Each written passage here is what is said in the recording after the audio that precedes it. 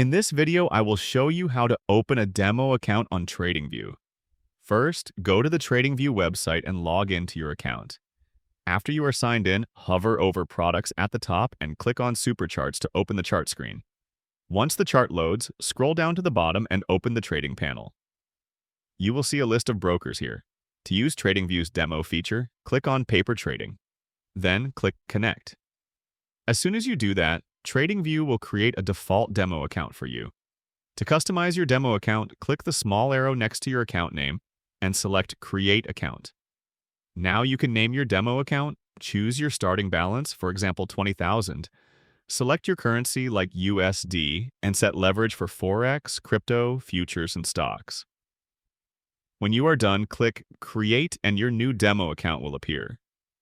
You can now start trading. For example, search for any symbol like Netflix, place a trade, and you will see it appear in positions, orders, and history.